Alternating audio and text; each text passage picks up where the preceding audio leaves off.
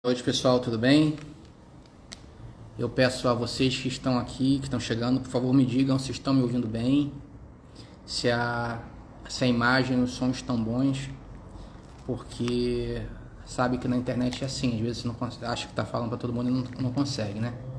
Então eu peço que vocês, por favor, me digam se estão me ouvindo e estão me vendo bem, para que a gente continue a falar do nossa formação semanal, que eu espero que seja assim. Salve Júlio, salve Caju. Caju, quanto tempo? Ricardo, um abraço, irmão. Mas digam-me se estão me ouvindo, me vendo bem. Salve Tailã.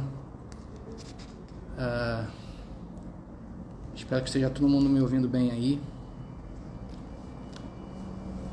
Márcio, e aí irmão, Delego, tudo bem, Delego? Um abraço, irmão. Irmão, seu livro tá chegando, hein?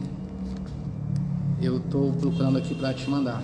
Tá? Mas me digam aí, estão me ouvindo e estão me vendo bem pra gente começar a aula de hoje, importante a aula de hoje. Beleza, tá lá, valeu. Então eu vou explicar a vocês novamente o que está acontecendo. É importante que vocês saibam por que eu estou voltando essas lives semanais aqui no Instagram. Tem mais ou menos um mês, eu fui convidado pelo ICEF, que é um Instituto de Família lá do Rio de Janeiro, para fazer parte da semana inaugural do ICEF. Eu dei uma aula inaugural na semana de ambientação do curso. Foi uma aula muito boa, uma aula de 40 minutos. Não é como eu gosto, eu gosto cara a cara, olho no olho, né? Porque a gente aproxima a vida, mas foi uma aula boa.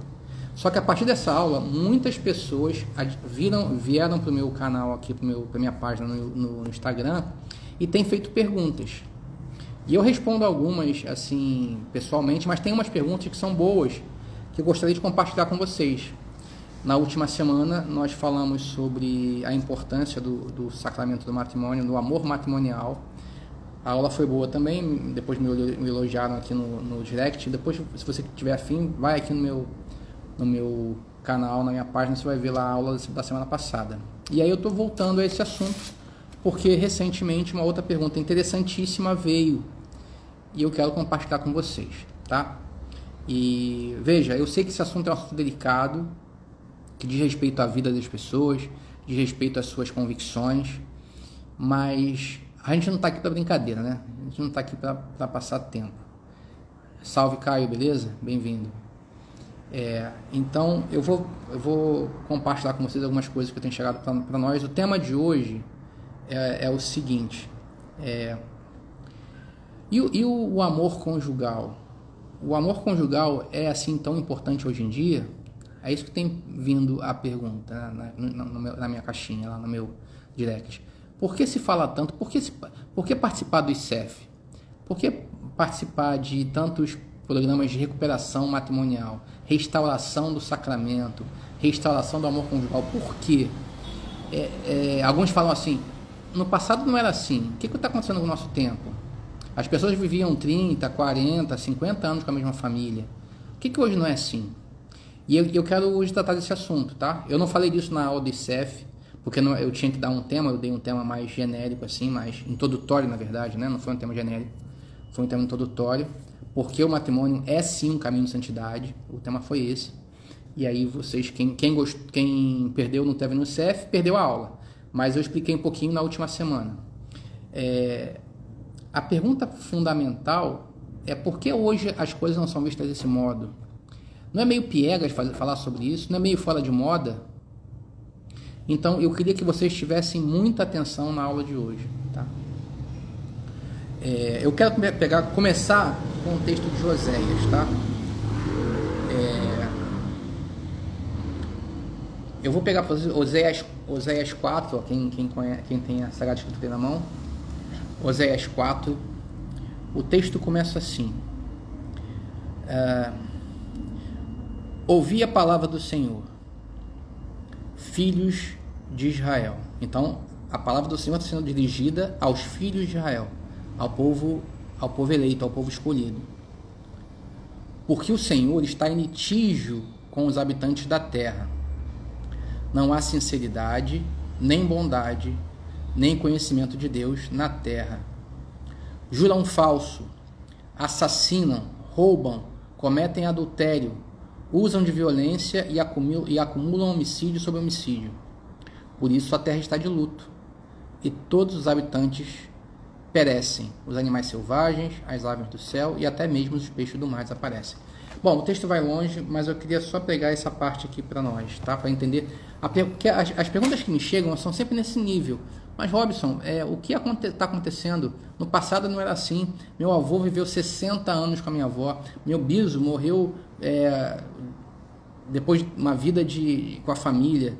E a bisa também. Mas hoje em dia, parece que o amor conjugal não tem raízes. O que está acontecendo com as pessoas? Então, não é possível entender isso tirando o contexto espiritual. Não é possível.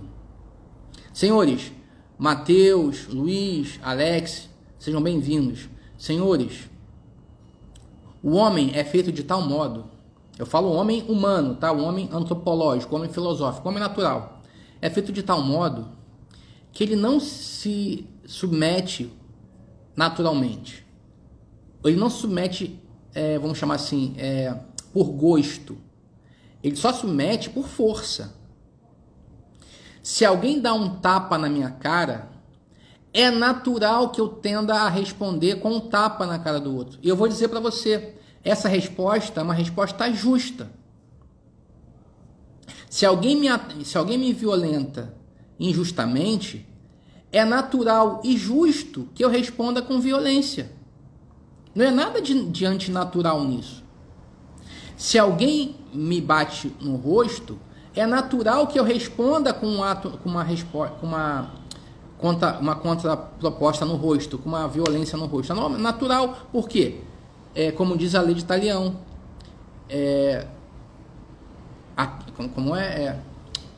agora esqueci a frase, mas com que ferro fere, com ferro será ferido. Na medida em que você ferir o outro vai ferir você, né? A lei da proporção. É isso a lei de Talião. Acontece, senhores, que nós vivemos numa sociedade que ela é profundamente cristã, ou melhor dizendo, uma sociedade que tem raízes muito cristãs. Obrigado, Tailan. Olho por olho, dente por dente. Eu estava querendo lembrar essa frase. Você me conhece, sabia que eu estava lembrando, estava esquecendo disso. Obrigado. Mas o cristianismo ainda está na base da nossa sociedade, ainda está lá. Por isso que quando você ouve, bateu, levou, você fica meio assustado. Como assim? Você não vai dar outra face?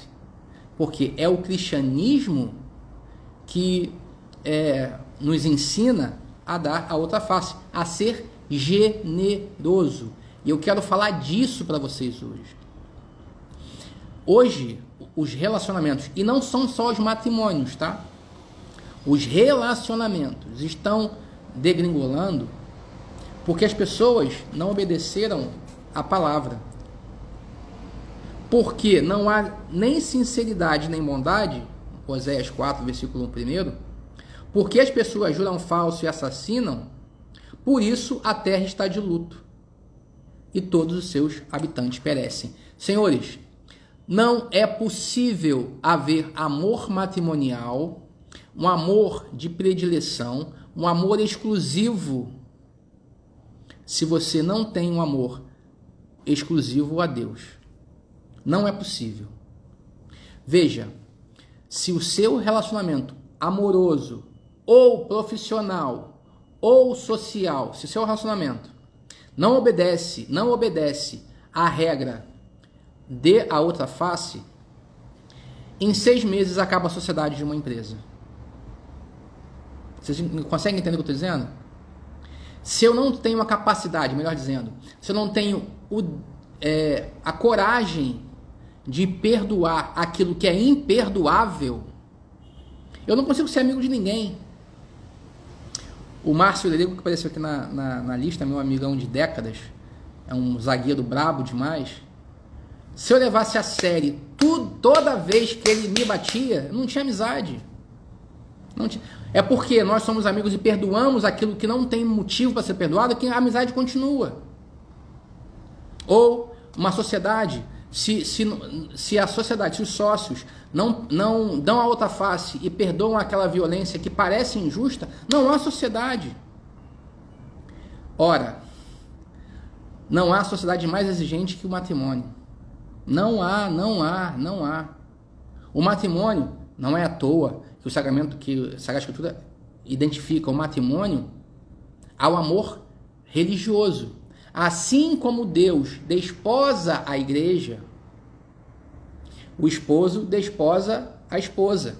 É a mesma relação. Tanto assim que a Sagrada Escritura, ela acaba tratando como adultério o abandono à fé.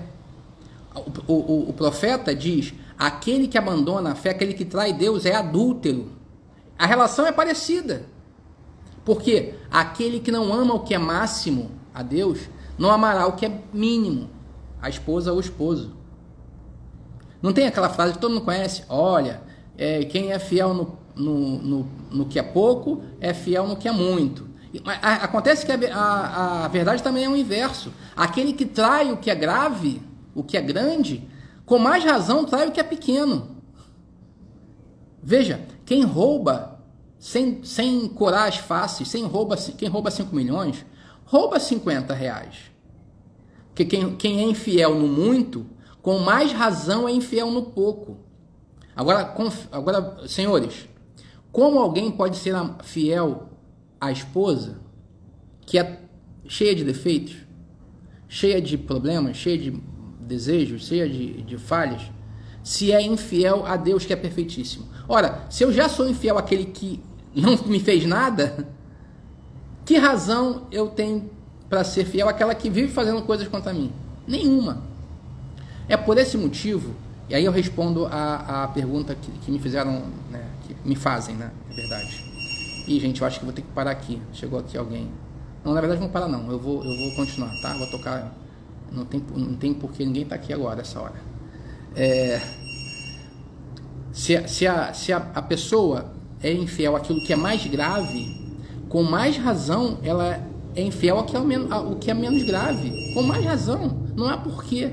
É por esse motivo que a resposta às perguntas, a pergunta é profunda. Olha, por que essas pessoas hoje não há casamentos tão longos? Por que as pessoas hoje são tão volúveis? Por que os matrimônios hoje duram 5, 6, 7 meses? Eu conheço matrimônios que duraram 3 semanas. Por quê? Porque hoje as pessoas não são fiéis ao que é maior. Não estão acostumadas a amar sem receber... Amar, como chama? Amar sem receber recompensa. Amar inutilmente.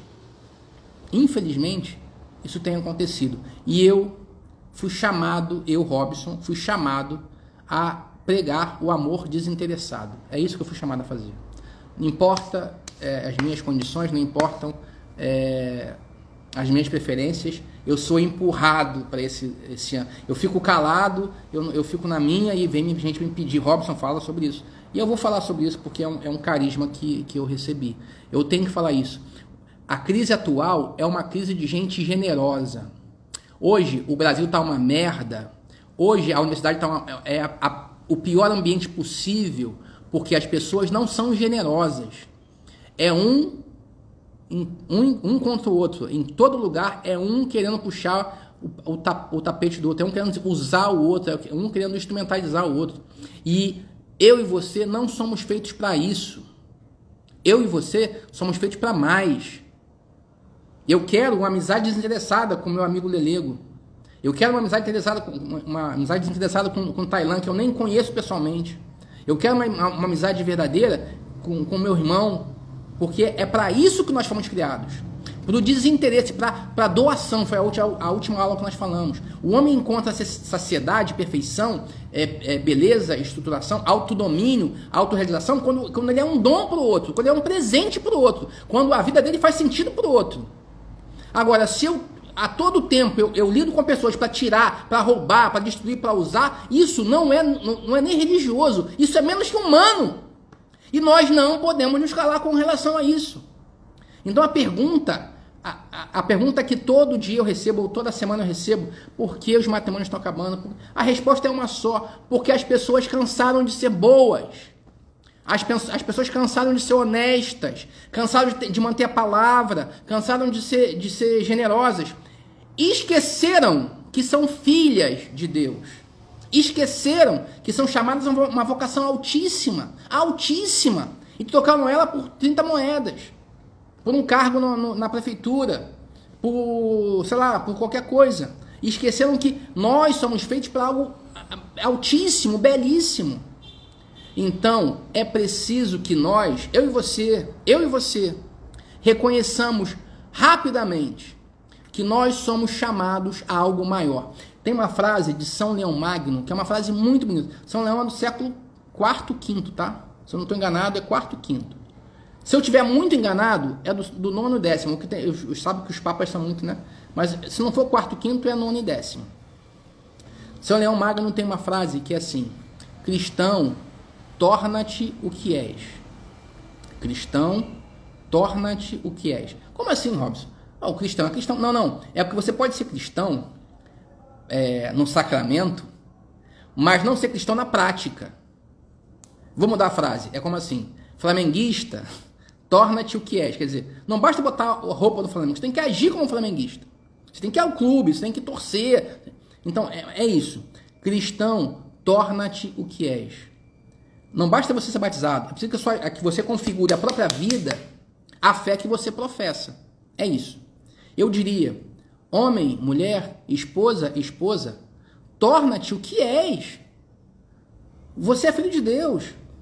Você tem que conformar esse teu chamado à tua vida concreta. E esse é o problema que nós passamos hoje em dia. Esse é o problema. As pessoas cansaram de ser boas. Eu vou ser o único otário que sou fiel à minha namorada? Eu ouço isso direto. Em outros contextos, né? Eu sou o único otário que vou à capela. Ninguém vai, só eu vou. Eu não sou babaca. Eu sou o único bobo que vou ser fiel à minha esposa? Pois é, se o mundo dissesse isso, não é verdade. Temos, eu vou dizer, milhares de homens bons e de mulheres boas. Milhares. Mas se isso fosse verdade, se você fosse o único babaca da igreja a cumprir os mandamentos, eu diria, você seria a pessoa que eu respeitaria. Todos os restos eu teria como pessoas mais. E não é verdade. A questão é que nós, graças a essa mídia que nós temos, esse mundo midiático, a gente tem que posar de antenadão, de gente descolada. Então a gente nem confia muito, mas a gente fala que mente, a gente mente mesmo falando que a gente é mal. A gente se orgulha de ser mal. A gente mente dizendo coisa que a gente não faz. É isso. Então a resposta a essa pergunta é só uma. Por que os matrimônios estão tão para baixo? Por que tantas pessoas demoram tanto a casar? Por que outras casas não se separam tão rápido? Porque no fundo, as pessoas não acreditam mais que podem ser boas. Elas cansam de fazer o bem e cedem à pressão da sociedade. Ocorre que isso só acontece quando nós somos infiéis a princípios maiores. Quando acontece de alguém trair o namorado, é porque ele já traiu antes a Deus. Por isso eu comecei a aula de hoje citando Oséias 4. Depois vocês leiam, por favor. Não há sinceridade nem bondade porque o povo de Israel traiu a Deus. E por isso, porque não há bondade, não há sinceridade, só juram falso e assassinam. Por esse motivo, a terra está de luto. E aí você não sabe, né, por que você passa por crises. Em 1917, em Fátima, houve a aparição com mais de 20 mil testemunhas, é bom dizer isso. Um dia eu falo sobre vocês sobre o papel do milagre na Sagrada Escritura, tá? Depois me cobrem isso, por favor. É uma aula sobre taumatologia, tá? Um dia me cobrem sobre isso. Mas vamos lá. Em Fátima, 20 mil pessoas viram aquele milagre. Eu conheci uma senhorinha, Dona Maria, aqui da minha cidade, bem velhinha, e eu perguntei um dia para ela estava bem velhinha, mais de 90 anos, e aquele português catiço, sabe, difícil de entender, e ela falou: Robson, eu estava lá em Fátima, Eu perguntei assim, Dona Maria, é verdade? Eu perguntei assim, eu só gosto de provocar, né? Porque aí as pessoas sentem num dever de dizer, me convencer. Ela falou, Dona Maria, fala a verdade aqui pra nós, só estamos vendo a senhora aqui, Fátima, foi verdade? Ela olhou minha cara assim, até hoje eu lembro dela, fiquei até emocionado, ela morreu já tem pouco tempo. Robson, eu tava lá em Fátima. Choveu das pessoas ficarem molhadas, encharcadas. Aí ela olhou minha cara e falou assim, o sol fez assim e tava todo mundo seco. Isso ela falou assim, emocionada, e eu também hoje me emociono lembrando desse fato. Pois bem, não sei se vocês sabem, mas Lúcia, uma das videntes de Fátima, continuou vendo Nossa Senhora, mesmo depois de adulta. Quando João Paulo II fundou o Pontifício Conselho para a Família, em 81, o cardeal Cafarra foi até o mosteiro onde morava Lúcia, pedir para ela rezar pelo evento, né, pela ação. E voltou para a Itália. Quando ele volta para a Itália, ele recebe uma carta da irmã Lúcia, dessa que ele acabava de ter visitado. E na carta, eu não vou lembrar de cor, mas na carta ela diz que a Virgem mandou um recado ao cardeal Cafarra. Essa história é famosa, todo mundo conhece. Dizendo o seguinte, que ela ia rezar pela intenção do Papa, que ela criar esse movimento de defesa da família, mas que a última batalha, a batalha do demônio sobre a humanidade, seria sobre a família. A última batalha, é assim que está no texto, tá, que eu já li. A última batalha seria a batalha contra a família. E aí você, meu irmão, não sabe por que seu casamento está em crise? Você quer que eu te diga com todas as letras? Você, minha irmã, não sabe que você está chorando aí escondida no banheiro com seu marido que está traindo você? Você não sabe que sua família está destruída com crianças chorando, crianças longe de Deus? Você não sabe por quê? Eu vou dizer por quê. Porque a sua casa está sendo vítima de Satanás e de seus seguidores. Essa é a razão pura e simples, clara e absoluta. Porque a Virgem revelou a irmã Lúcia, e a irmã Lúcia contou para o cardeal Cafarra em 81. Então, se você quer com as suas forças, só com as suas forças, entender porque o seu casamento está passando por crise, você não vai conseguir entender. Porque não é natural o problema. Não é que você é fraco, não é que você é fraca, não é que você é mentiroso, não é que você é mentirosa. É que há forças não naturais, sobrenaturais, que trabalham para ferrar você. E acontece que você tem uma fé frágil, acontece que você é positivista, você acha que tudo culpa sua, ou culpa do acaso. Ah, foi por acaso. Não, não foi por acaso, meu irmão. Você é vítima de uma batalha. Aliás, na verdade é o seguinte, a sua casa é o campo de batalha no qual Satanás está tentando roubar a alma das suas famílias. E você acha que não. Ah, não, foi por acaso. Não foi por acaso, meu irmão, não foi por acaso. Então, há muito tempo eu tenho me debatido com esse tema, né, com o tema do matrimônio, e eu tinha decidido abrir mão desse apostolado, desse trabalho, mas recentemente um sacerdote amigo me deu uma bronca, falou, não, você tem que falar disso, é seu chamado. E eu vou obedecer porque eu sou obediente. Então a causa é essa. Então a causa principal é a seguinte: as pessoas cansaram de ser boas e preferem viver com a aparência de boas. Deus não suporta a aparência, né? Uma das palavras mais duras do Senhor é contra os fariseus, que ele chama de sepulcro caiado, quer dizer, é uma aparência boa, mas o conteúdo é horrível, é lastimável.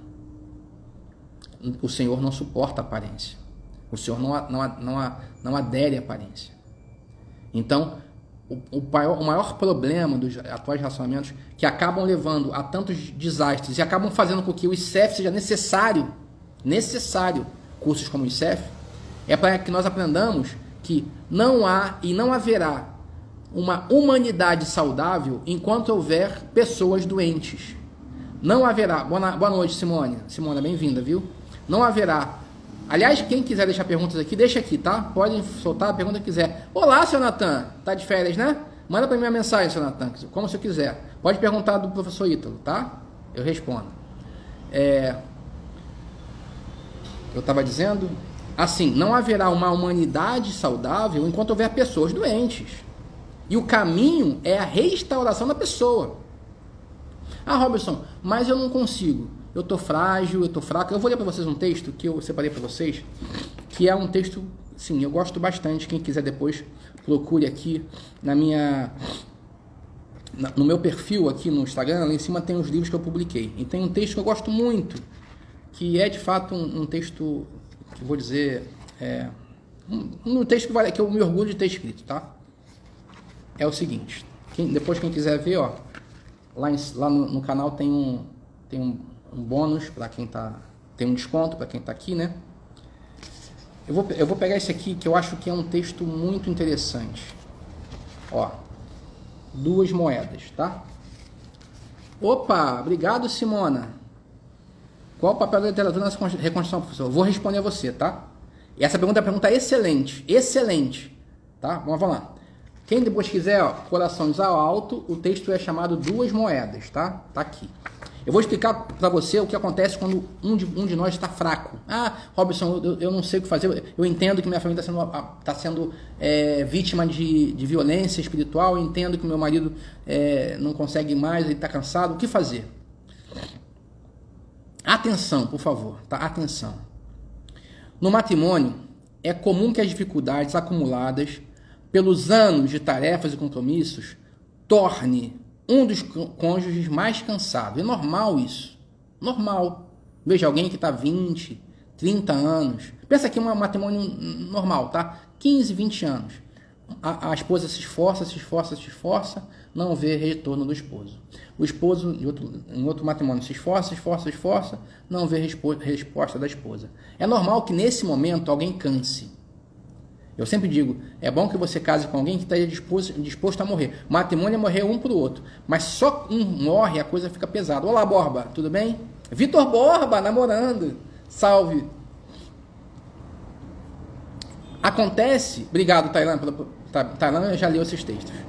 Acontece de um dos esposos sentir o peso das tarefas e do cotidiano do lar. É normal isso. Em muitos casos, infelizmente, parece que os esposos vivem numa empresa, trabalhando 80 horas por semana para que as coisas funcionem bem. Essa é uma dor que a gente vê direto. Eu via cada vez mais quando atendia matrimônios. A esposa estava numa empresa católica S.A. Ela tinha que ter 19 filhos, cuidar de tudo, e ao final da vida ela estava esgotada. Era assim que a pessoa sentia, trabalha numa empresa. Tá? Por causa da quantidade de compromissos e tarefas impessoais que realizamos, quase não há recompensas humanas para o desgaste e empenho que colocamos no nosso dia a dia familiar. Aí, entre fraldas e reuniões virtuais, lençóis e relatórios, vem um baque. A morte de um parente próximo, uma doença grave em casa, o desemprego, a crise da fé que cada um pode passar. Esses eventos que não poupam os que têm fé, pois a fé não funciona como uma barreira contra os males que tocam a todos os homens, esses eventos caem como uma bomba atômica em nossas vidas e deixam-nos completamente arrasados. É um erro muito, muito grave achar que a fé é um escudo. Olha, eu comungo, então a doença não vai chegar na minha família. Olha, eu sou mesque, a doença, a traição não vai bater na minha porta. Olha, eu sou seminarista, então minha mãe não vai ficar doente. Olha, eu sou catequista, a fé, eu não vou ter uma crise de fé. É um erro achar que a fé é uma proteção contra as doenças, contra os males. Não é. Salve, Maicon, bem-vindo. Também é bom te ver, Borba, bom te ver, venha mais. Nessas horas, os céus ficam de cor de chumbo. Temos a impressão de que nossas orações caem no vazio. Parece que ninguém nos ouve. Isso é o que eu ouvia direto quando atendia casais. É então que o outro cônjuge precisa fazer algo para sustentar aquele com quem prometeu ficar unido na saúde e na doença, na riqueza e na pobreza. Gente, isso é humano. Ai, Robson, isso é coisa de fé. Não é, gente. Isso é coisa de gente. Isso é coisa de pessoa. O homem romano era assim. O pater familias era a segurança moral de Roma. E Roma não era cristã. Era isso. Eu sou homem, não vou agir como animal. Não vou ceder às minhas paixões, não vou ceder aos meus desejos. Isso é que é ser humano.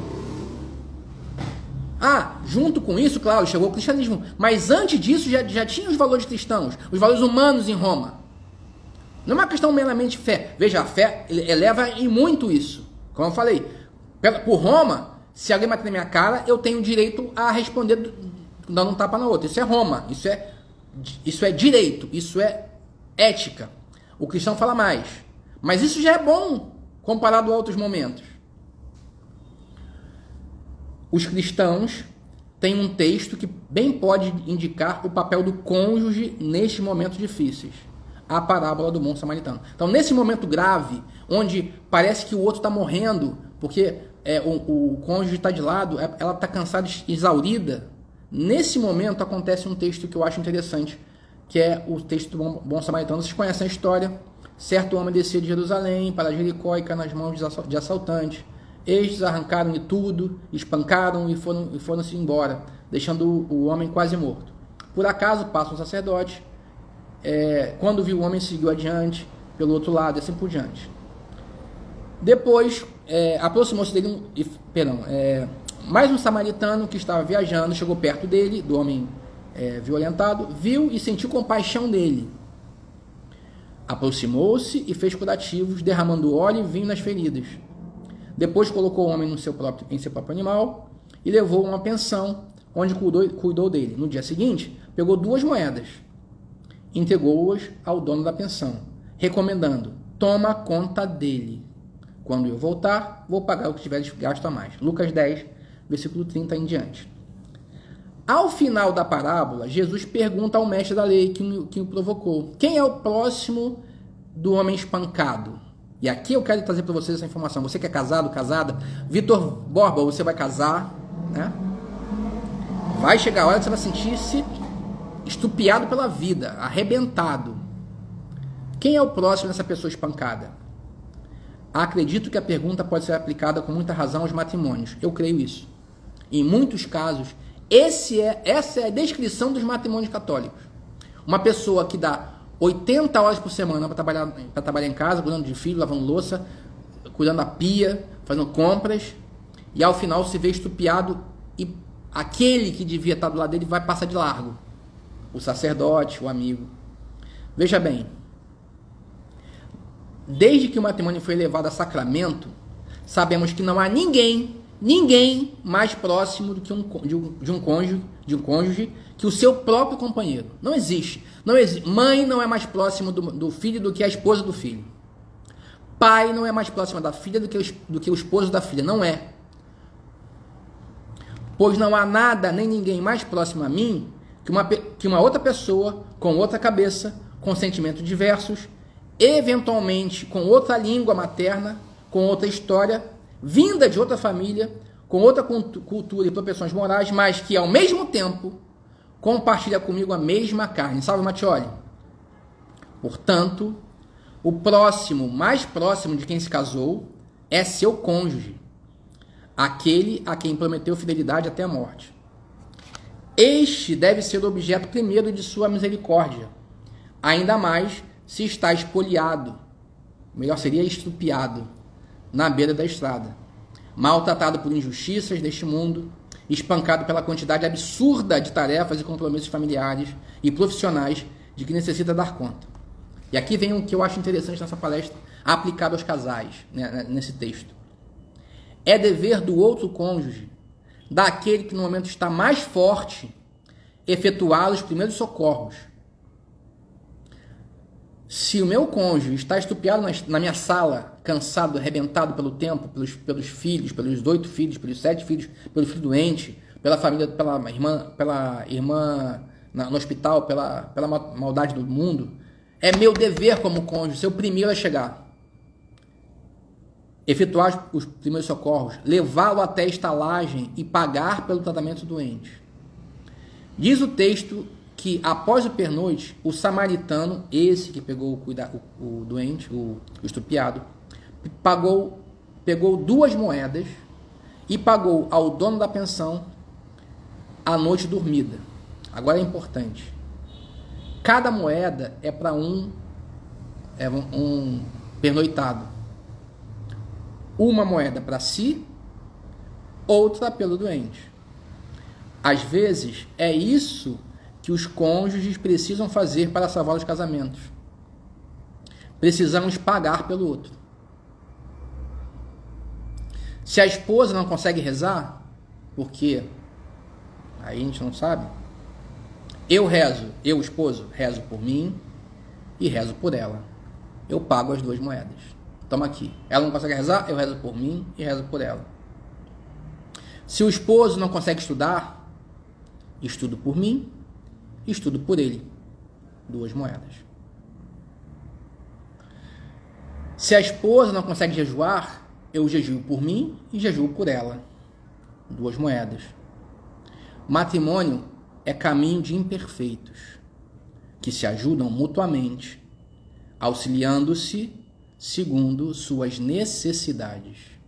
Isso é matrimônio. Você entende como o matrimônio hoje está difícil? Porque hoje é sempre assim, farinha pouca, né? Primeiro, eu sou umbigocêntrico. O umbigo é o centro do mundo. E não é possível relacionamento. Não é só matrimônio não, hein? Relacionamento. Onde cada pessoa só pensa em si. É impossível, é impossível. Cada cônjuge é chamado a ser um samaritano. Cada um é chamado a ser aquele que se compadeceu, que foi misericordioso para com o próximo agonizando na estrada. É isso que eu sou chamado a fazer. Você, bem-vindo a Juliana, é chamado a fazer. Os matrimônios podem ser muito duros e difíceis, o que torna ainda mais urgente a tarefa de cuidador exercida pelo cônjuge que estiver mais forte. Essa é uma tarefa que eu me dei quando disse sim à minha esposa. Que você se deu, Tailan, quando disse à sua esposa o sim. E assim para Matioli. Matrimônio é procissão de feridos. Importante, matrimônio é procissão de feridos. Todo mundo nessa terra tem feridas. O matrimônio é um caminho de estrupiados. Eu e minha doente caminhando em direção ao céu. Cada um curando e sendo curado. No sanatório do lar cristão. O lar cristão é um hospital, gente, de doentes. Uns mais que outros. Uns aceitando a doença, outras não. Mas o matrimônio é isso. É um caminho de doentes. E é preciso dizer isso com clareza. E parar de... Ah, mas ele é preguiçoso. Você também é. Ah, mas ela é mentirosa. Você também é. É um caminho de imperfeitos, não um caminho de perfeitos. Nós não somos perfeitos. Entendam isso. Esqueçam o mito do príncipe. Não existe príncipe. Nem princesa. Todos caminhando em direção às núpcias eternas, os dois doentes, onde o esposo espera encontrar-nos com as lâmpadas acesas. Agora, se você não tem fé e acha tais reflexões muito difíceis de acreditar, eu peço a você um esforço maior.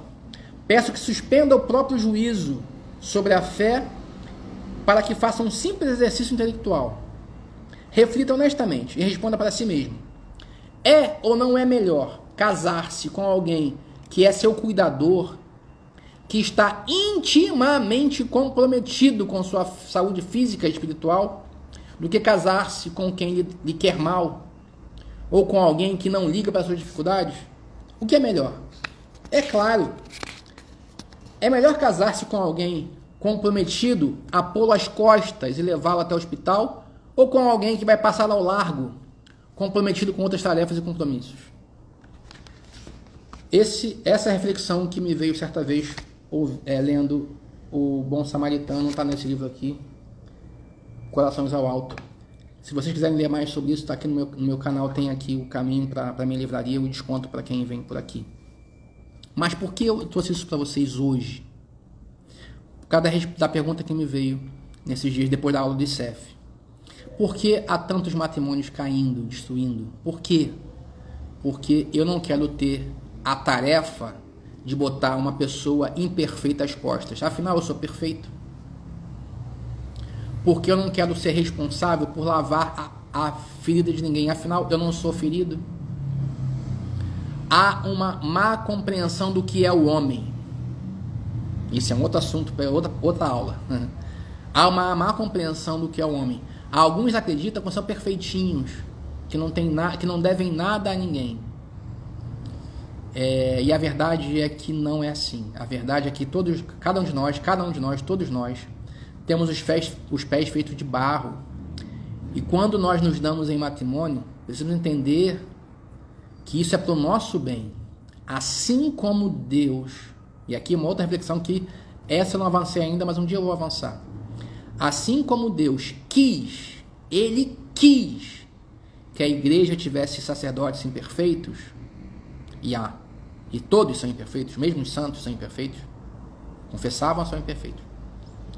Deus quis que fosse assim e que nós confessássemos com eles, para que nós entendêssemos que não tem nada a ver santidade e perfeição.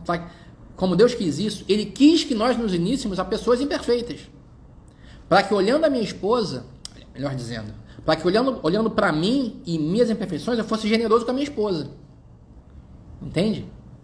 Para que olhando para mim e minhas imperfeições, eu fosse generoso com a minha esposa.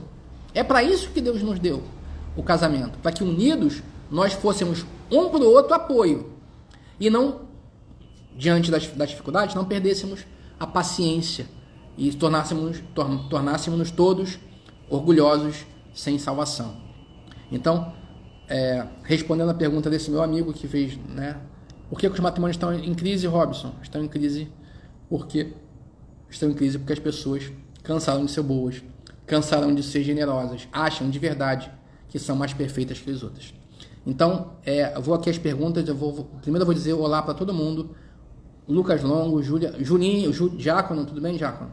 Tailan, um abraço. Márcio Lele, um grande abraço. Obrigado, Tailan. Raul Barbosa, tudo bem, Raul?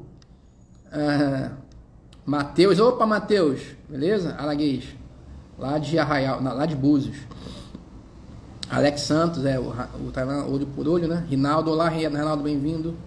Gustavo, Miriam, acho que é Miriam, ou Miriam Miranda. Flávia, boa noite. Flávia, Érica.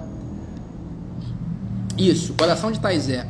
O amor verdadeiro não cansa nem se cansa. Esse é o ponto, esse é o segredo. Esse é o segredo. O segredo é fazer com que o amor conjugal se pareça cada vez mais com o amor religioso. Esse é o segredo, gente. Não há outro segredo. A verdade é que eu devia amar minha esposa como Cristo amou a igreja, já disse São Paulo uma vez. É isso. É isso. Então, quanto mais eu deixar-me inundar pelo amor a Deus, mais fácil fica amar esse gordo, careca, barrigudo, que ronca no meu sofá. Porque quando Deus olha para mim, Ele vê um gordo, careca, barrigudo e me ama do mesmo jeito. Agora, se Deus me ama, gordo, careca e barrigudo, roncando no sofá, entenda a analogia, tá? Se Deus me ama apesar das minhas imperfeições, por que a senhora não me ama, minha esposa? E vice-versa, tá? Só para deixar claro aqui. E vice-versa. Porque as pessoas, na verdade, e esse é o problema, na verdade, as pessoas primeiro perdem a fé no amor de Deus. Deus não me ama tanto. Ou então, Deus não, tem outros deuses. E aí, a partir dessa crise, a crise da filiação, não se veem mais como filhos. A partir disso, começam a vir outras crises. Essa é a questão. Então, em todos os casos até hoje, olha que eu trabalho com matrimônio há mais de 20 anos, hein? Primeiro é uma crise de fé. Primeiro começa a haver a crise de fé. Aí depois da crise de fé, passa a ter uma crise moral. E a crise moral vai ser explicada abandonando a fé. É isso. Olá, Breno, Vitor, Gabi Leitão. Olá, Gabi, bem-vinda. Natan, isso não vale nada, rapaz, é gente boa. Odete, boa noite, Odete. Simona, eu acho que é Simona, né? Acredito. Boa noite. Anderson Leite, salve, Anderson, tudo bem? Boas férias aí, hein? Qual o papel da literatura nessa reconstrução? Obrigado, Simona, que dava outra aula, tá? Não temos tempo não, mas vamos lá.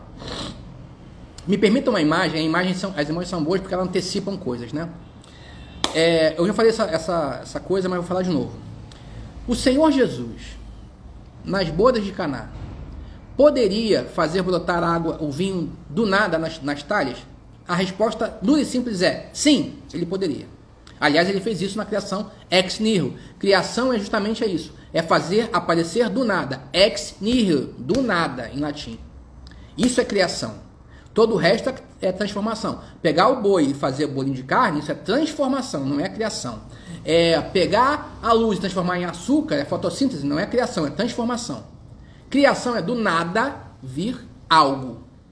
E Deus poderia fazer isso. Pegar da talha vazia, do nada brotar o vinho.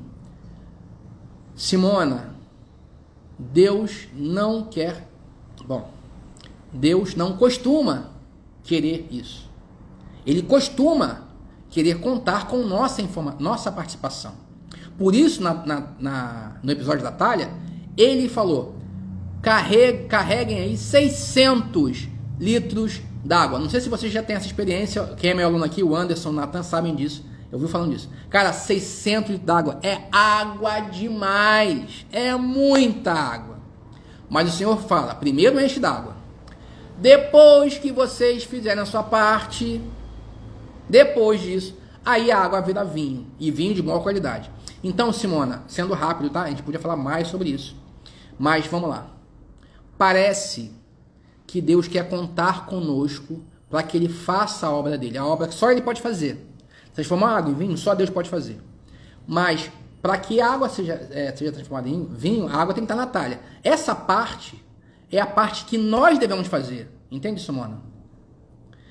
Estudar literatura, ou estudar filosofia, eu sou filósofo de formação, ou professor de filosofia de formação, é colocar água na talha. Senhor, foi isso que eu pude fazer. Eu li esses autores, eu li Dostoiévski, eu li Dante, eu li Ariano Suassuna, eu li Lewis, eu li Chesterton, eu li Tolkien, eu li. Tá aqui a água. Agora transforma isso em algo melhor? Em algo melhor? Isso é, entenda, e eu vou dizer para você, Simona, chega a arrepiar. Eu vou dizer para você, esse é, sem dúvida nenhuma, o ponto mais maltratado na formação atual das pessoas. O mais maltratado. Fala-se de temperamento, que é bom, tá? Fala-se de sétima morada, oitava morada. Mas, cara, não dá para falar de vinho sem falar da água antes. Não dá para falar de uma vida sobrenatural se ainda no natural ainda estamos errando. Não dá. Eu costumo dizer isso para meus alunos. Você é da renovação carismática? Beleza. Não me venha falar de dons espirituais se você rouba o pudim do amigo na sala.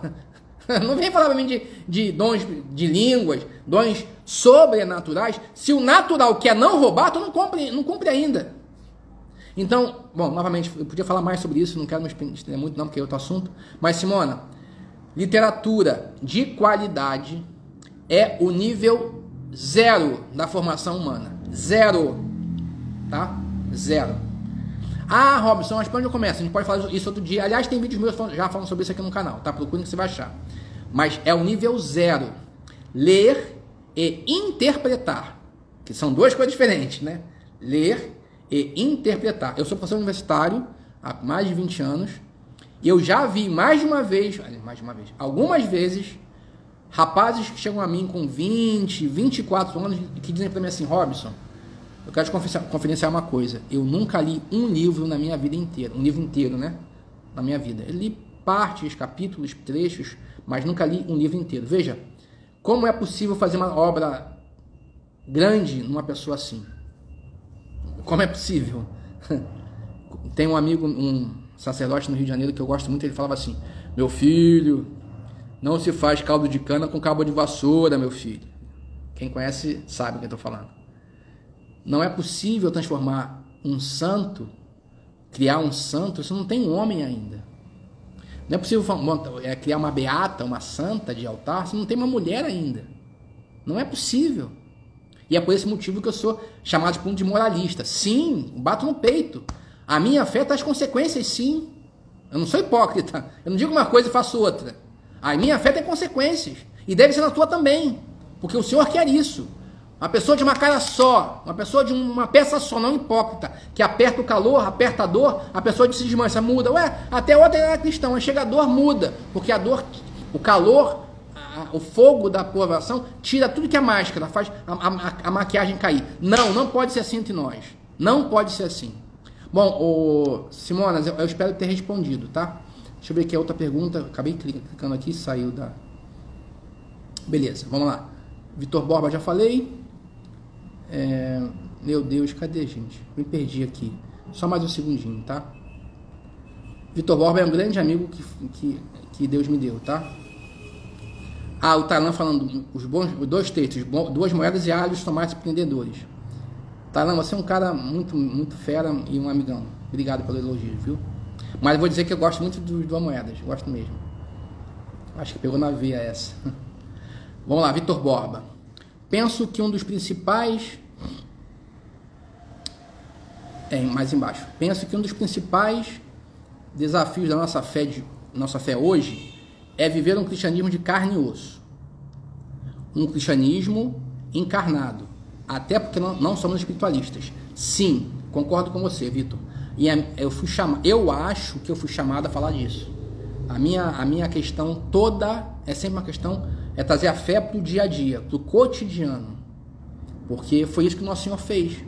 Passou 30 anos escondido, 30 anos tendo uma vida normal. Ninguém imaginava quem ele era. E 3 anos de milagres, portentos e sinais. Mas foram 30 anos de uma vida comum, ordinária, lavando roupa, não, só não ia lavar roupa, mas trabalhando no seu dia a dia, indo à sinagoga, quietinho, estudando, dando algumas indicações lá, mas sem chamar atenção, sem nada extraordinário. E 3 anos de vida ordinária. Então, eu acredito como você que, na verdade, quando a gente encarna, é que quando a gente traz o evangelho, a doutrina, evangelho e doutrina para a vida, isso torna-nos mais cristãos de verdade. Obrigado pelo comentário. Elza Mattioli, já falei com o Mattioli, um grande amigo. Hermenegildo, quem mais? Juliana, já disse com o Juliana também. Juliana Neves. Bom, Juliana Neves, não deve ser essa não. Ju Andrade, olá Ju. Hermenegildo de novo, vamos lá. Abração, Lelego, um abração, cara. Legal te ver. Elizabeth. Milena, olá Milena, boa noite, conteúdo ótimo. Obrigado, Hermenegildo, venha mais, viu? Carmen, olá Carmen. Faquinho, Fábio, olá Fábio, beleza? Michele Couto. Bom, Tailan, eu até os 24 anos nunca tinha lido um livro inteiro na vida. Olha, Tailan, agora é advogado. Olha o nível dos advogados do Brasil, né? Vou te falar. Mas é isso, cara, esse é o problema. Veja, primeiro muda a cultura. Perdão, primeiro muda o homem, depois muda a cultura. É isso, não é? Então, esse discurso do belo, isso é importante, mas lembrar que primeiro você tem que formar o homem, depois os homens vão mudar a cultura. É o contrário do que se pensa. Então o caminho é leitura, leitura, leitura. Aqui tem alguns alunos meus atuais, né, que devem estar de saco cheio, porque eu ouvi falando disso. Quantos livros você leu esse mês? A meta é 4 livros por mês. A meta é essa. Robson, isso é maluquice. Eu já quase bati uma vez, tá? Mas a meta é essa. Nunca bati, mas cheguei ali na trave algumas vezes. Grace, olá, Marília, bem-vinda.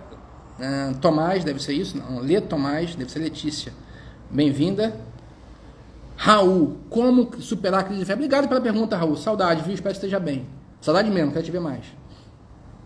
Bom, aqui há aquela pergunta do Toshini. Né? Toshini vende mais porque é fresquinho ou fresquinho vende mais? Qual é a razão desse? Qual é a razão?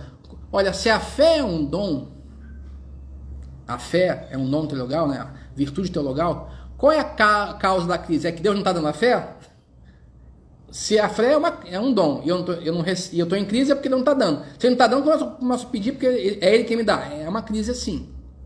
Na verdade, Raul, e aqui eu vou talvez num ponto que é um pouco longe da nossa palestra, da nossa aula de hoje, mas eu vou pegar um pouquinho mais pesado assim. Eu nunca vi uma crise de fé. Eu nunca vi, nesses 20 anos trabalhando em seminários, mais meus 30 anos convertido, eu nunca vi uma crise de fé. Já vi uma crise moral, que leva a um abandono da fé. É diferente de crise. É totalmente diferente. Então, eu vejo uma pessoa que não consegue, porque eu não posso dizer, não sei dizer, não é que eu sei e não quero, é que eu não sei dizer. Uma pessoa que não consegue viver os princípios morais, e aí está em crise. Então, se eu não consigo viver, eu estou contra o cristianismo. Mas eu quero ser cristão, entendeu?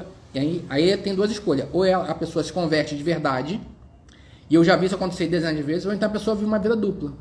Com a boca anuncia o evangelho, diz, Jesus é meu Senhor, e na vida não consegue cumprir. Então, Raul, você vai ser um pastor de alma, se Deus permitir, eu vou rezar por você, você sabe disso. Como eu estava dizendo, é preciso que nós entendamos que a fé é um dom que precisa ser protegido. Como é que se protege a fé? Protege a fé, primeira coisa, estudando. Lembra que a prudência é naturalmente uma defensora das virtudes cardeais, da humanidade. O homem prudente, ele naturalmente se blinda contra os erros das pessoas, naturalmente. Então, quem estuda tem a fé mais protegida. Mas com relação à crise moral, o importante, e lembra disso, Raul, é filtrar o mosquito. Eu vou dizer melhor que isso. Na vida moral, a gente tende a acostumar com o dom. Isso é normal, né? Na vida moral, a gente tende a acostumar com o dom. É isso que acontece. Portanto, na vida moral, a gente começa a engolir errinhos pequenos. Um errinho pequeno aqui, um errinho pequeno ali. E depois de um tempo, a gente vai acostumando e aumentando os errinhos. A ideia é nunca, absolutamente nunca, acostumar-se com os errinhos pequenos, Raul. Então, filtrar o pequeno, filtrar o mínimo. Como a crise moral leva ao abandono da fé, se você combate a crise moral, você vai naturalmente defender a fé. Então, eu diria que esse é o caminho, tá? Para que a crise de fé seja debelada, diminuída. Primeiro, estudar a fé que você tem. Primeiro, estudar a fé que você tem. Depois, ser cuidadoso com a sua ação. Cuidadoso. No mínimo detalhe, filtrar a mosquinha. Porque se você começa a engolir a mosca, depois engole uma barata, daqui a pouco você está engolindo um sapo e não percebe. E acha que é normal, porque você acostumou, né? Bom, Juliana Neves, sou aluno da pós-graduação em Ciência Familiar. Ah, tá.